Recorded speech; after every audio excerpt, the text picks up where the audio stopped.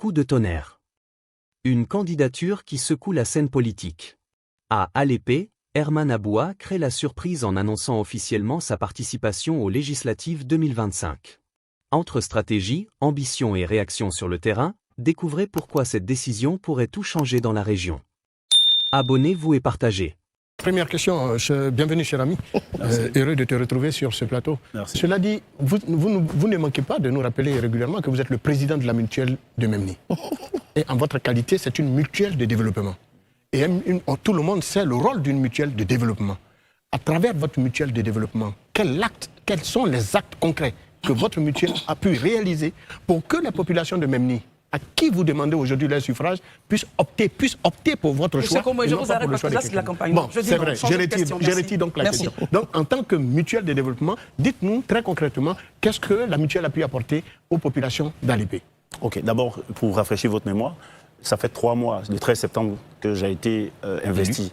J'ai été investi, donc c'est une mutuelle. Le 13 septembre 2025. Et si vous connaissez le village de Memni, qui est un village où il y a de très hauts cadres et je veux dire que des filles et des fils qui sont très intelligents, on ne met pas la charrue avant les bœufs.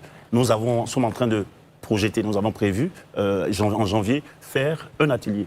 Donc, au cours duquel toutes les filles et tous les fils du village vont venir décider. Nous avons déjà des thèmes de référence pour travailler là-dessus. Et après cela, on va sortir une matrice. C'est vrai que nous avons une gouvernance, nous avons notre vision, mais on le fait avec toutes les filles et tous les fils de Memni. Et là-dessus, ne vous dérangez pas. Et quand il disait qu'on ne fait rien, ces choses-là, on ne les brandit pas lorsqu'on est en campagne pour faire des élections. Pour l'instant, on n'est pas en campagne. Je veux dire, ce que je dis, c'est pas le bilan de la gestion d'une collectivité qu'on demande pour aller aux élections législatives. Ce qu'on demande, c'est est-ce que la personne, l'individu, a la capacité de respecter les éléments que vous égrenez dans le rôle du député. Et là-dessus, il ne faudrait pas venir corrompre les populations avec d'autres idées. Parce qu'en réalité, nous avons un rôle d'éducation, de sensibiliser les populations au véritable rôle du député. Parce que c'est ce qui fait que, sur le terrain, on a des candidats qui présentent autre chose que ce qui doit être pour acheter la conscience de nos populations. Merci Herman. S'il vous plaît, messieurs, je reviens pour dire, on n'est pas en campagne. Ouais. On est à la lisière. On essaie de rester. À la lisière, c'est très mince, mais s'il vous plaît, essayez de rester sur le plateau. S'il vous plaît.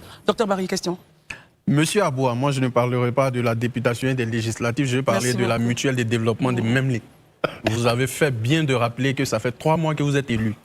Est-ce que ce n'est pas qu'une trahison qu'au bout de 3 mois, vous lâchiez le mandat qui vous a été donné par les populations alors que vous n'en avez même pas encore fait la moitié du chemin et d'aller à l'Assemblée nationale? Est-ce que ce n'est pas une trahison pour vous?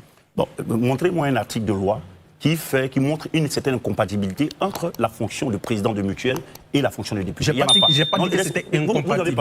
Est-ce que... Ma question est claire. S'il vous plaît. Ma question est claire. En tant que président de mutuelle, très bien. est-ce que ce n'est pas une trahison? Monsieur Bali, très bien, il va répondre. Laissez-le répondre maintenant. Vous avez tellement bien compris pourquoi je vous donne les éléments. Si vous écoutez, vous allez savoir ce que je dis. Je vous écoute très bien. Ce que je dis, d'abord, je suis en train de rester dans les tests. Il n'y a aucun article de loi qui montre une certaine incompatibilité de la fonction de président de mutuelle à la fonction de député. Deuxième chose, mon ambition pour être député est antérieure à mon arrivée, à mon élection à la tête de la mutuelle de Memni. Ça, c'est de 2 choses. Et en plus, moi, je pense que le rôle d'un président de mutuelle, c'est de travailler avec ses collaborateurs ou bien ses frères et sœurs à mutualiser leurs forces pour mener des actions de développement concrètes sur le village, de développement concret au niveau du village. Et là-dessus, on le fait tranquillement. Si jamais vous avez entendu que M. Herman Aboua a sollicité ses collaborateurs du bureau exécutif de la mutuelle, ou bien le village en tant que mon rôle de président de la mutuelle, que je l'ai convoqué cela pour l'ambition de député, en ce moment je suis en porte-à-faux. Et là-dessus, je vous dis que je ne fais rien de tout cela. Je n'ai pas aujourd'hui dans mon équipe, je n'ai pas un seul membre de mon bureau. Je n'ai jamais évoqué mon ambition, c'est-à-dire que ma démarche pour aller être candidat à l'élection législative au sein du bureau. De façon spontanée, ceux qui veulent m'aider le font. Ceux qui ne veulent pas, je n'oblige personne. Donc, encore une fois, pour qu'on en arrête là, il n'y a pas d'incompatibilité. Non, il n'y a aucune trahison, puisqu'il n'y a pas d'incompatibilité. Très bien. Élisée, je n'ai pas fini. Moi, je ne parle pas d'incompatibilité. Je laisse la députation. Vous avez été élu il y a à peine 3 mois. Vous portiez un projet pour la localité de Memli. Et là, est-ce que vous n'êtes pas en train de vous disperser, d'abandonner les populations de Memli pour aller à l'Assemblée nationale? Oui, mais il vous a dit qu'il n'y a pas de compatibilité. Non, mais l'incompatibilité n'est pas le problème. Ok, mais monsieur Barry, quand vous dites que je disperse, non. Est-ce que si jamais j'ai réussi à avoir comme laurier le poste de député, est-ce que ça ne va pas aider mieux la mission du président de mutuelle? Je vous pose la question. Quand vous connaissez le contexte... C'est moi qui pose la question, ne me posez pas la question. Mais si on le laisse parler, ça va être intéressant. S'il vous plaît. Monsieur Barry. Docteur Barry, laissez-le terminer. Oui, docteur Barry. Il fait beaucoup de ménage des gens. S'il vous plaît, messieurs. S'il vous plaît, messieurs. S'il vous plaît, messieurs. Ces deux chapeaux-là ne nous annoncent pas demain le cumul de fonctions qu'on a dénoncé ici tous les jours. Donc laissez-le réagir maintenant. Mais le cumul de fonctions, ce n'est pas en le disant ainsi que vous avez réglé la question du cumul de fonctions. C'est pourquoi, si vous voulez, on va aller à l'Assemblée nationale et on va confronter les lois. Si jamais on met dans nos textes de loi que le président de la mutuelle, désormais, ne peut pas être candidat à la fonction de député, vous allez voir qu'on va laisser le rôle du président de mutuelle, mais le rôle de député à ceux qui en ont l'ambition. Élysée. Ok, bonne arrivée, hein, ça fait un bail quand même. Je suis content de te le voir. Okay. Je sais aussi qu'il y a au moins quelques mois de cela, tu as été élu à la tête du Parti des écologistes de Côte d'Ivoire. Je veux savoir, cette candidature, tu la portes sous la bannière écologiste ou c'est une candidature sans bannière? Ça, c'est déjà la première question. Sans rentrer vraiment en train de faire... Oui, non, c'est juste demander, c'est juste ça. On va pas plus loin que ça. J'y vais ou bien oui, on D'abord, je suis candidat indépendant. Mais avant cela, effectivement, je suis président du mouvement politique Les Écologistes. Donc nous avons échangé cela au niveau de nos comités, nos organes. Et là-dessus, il se trouve, et c'est tout cela qu'on veut aller à l'Assemblée nationale pour changer. Il se trouve que la loi... Pas de campagne. On n'est pas en campagne, désolé. Essayons de faire attention. Je vous le conseille. Voilà. Mais c'est tout cela.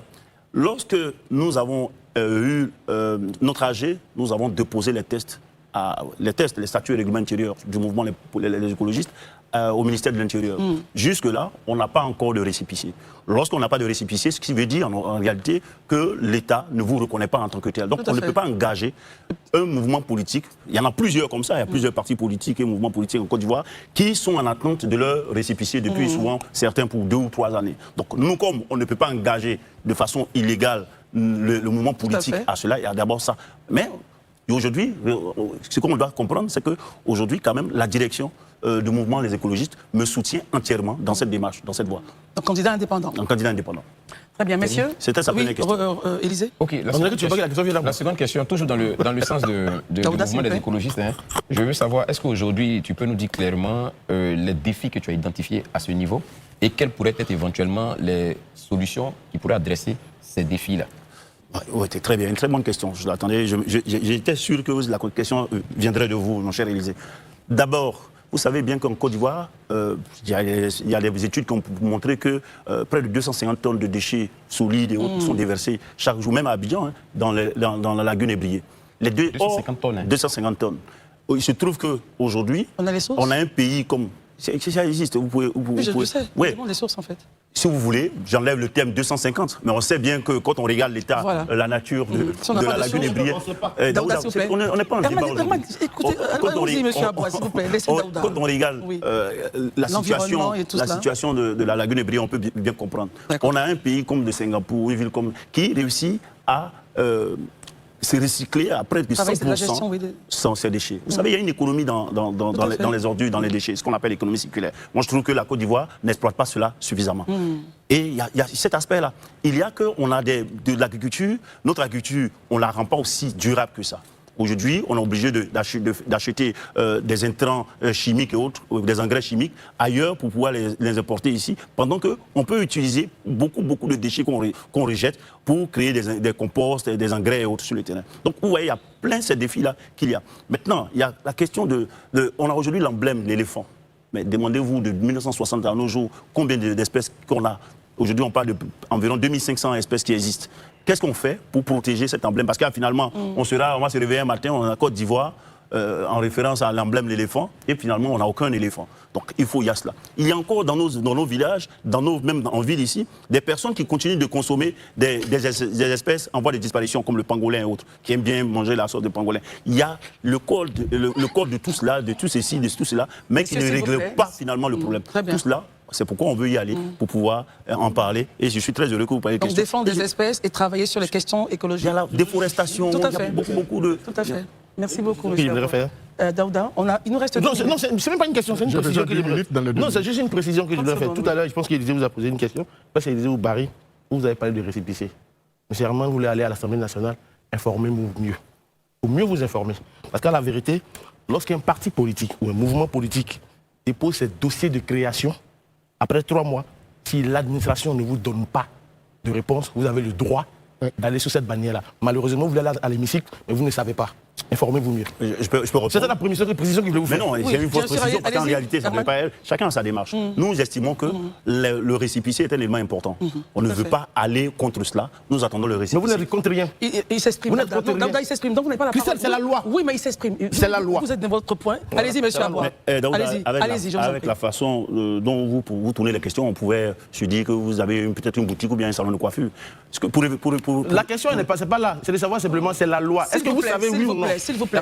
S'il vous plaît, monsieur. S'il vous plaît, monsieur. Oui, d'accord. Malheureusement, mais laissez-le s'exprimer. Herman, allez-y, monsieur Aboua, allez-y. Vous savez, je m'attendais à ce comportement. Oui, mais bien sûr. S'il vous plaît, messieurs. S'il vous plaît, messieurs. S'il vous plaît, allez-y. C'est bien ça. Allez-y, de votre point. Vous disiez. Mais s'il vous plaît, Daouda. S'il vous plaît. Allez-y. Non, ça c'est Daouda. Ce que je veux dire. Ça c'est du Herman. Ce que je veux dire, c'est pas. On a choisi d'être indépendant. Il y a des partis politiques même aujourd'hui qui sont des personnes, des candidats qui sont ancrés dans des partis politiques qui ont choisi d'aller en indépendant. Je ne vois pas pourquoi est-ce que, pour moi, ça voudrait dire c'était méconnaissance. Parce que vous avez fait. Vous avez voulu nous enfumer. C'est lui qui a la parole. Parce que vous avez essayé de nous enfumer sur le plateau. C'est pas la parole. Nous n'avons pas de récépissé. Non, vraiment, c'est dommage. C'est vraiment dommage. Il a posé une question. Pourquoi vous n'avez pas reçu votre bannière? Vous dites que vous n'avez pas reçu votre bannière. Vrai ou faux politique? Moi, je suis obligé de vous reprendre la parole et puis de partir au JT. Laissez-moi le répondre comme c'est une question qui me pose. Rapidement, ce que je ne voulais pas faire et où il m'amène, c'est qu'aujourd'hui, peut-être qu'il n'a pas la connaissance, c'est qu'ils sont en train de travailler sur la nouvelle démarche pour pouvoir avoir les récépissés. Et pour cela, ils ont bloqué tout cela. Ils ont demandé. Et Monsieur Marisco est là. Donc, quand lui parle de méconnaissance, je ne voulais pas aller dans un débat politique parce qu'il y a les ministres et autres là travaillent à cela. Mais ce qu'il doit comprendre, être indépendant dans une course, même quand on a un mouvement politique, ça aussi c'est un choix. Et le président du mouvement politique, les écologistes, a choisi d'y aller en indépendant. Ça tient compte, peut-être que c'est un choix stratégique, même un choix politique. Et on assume. Merci d'être venu, monsieur Aboua. Je rappelle que vous êtes candidat indépendant à l'épée. Et voilà, tous nos voeux vous accompagnent aux législatives, en espérant que vous allez donc, les choses vont bien se passer pour vous. Merci d'être resté jusqu'à la fin. Donnez votre avis en commentaire. N'oubliez pas de vous abonner, de liker et d'activer la cloche de notification pour ne rien rater de nos prochaines vidéos.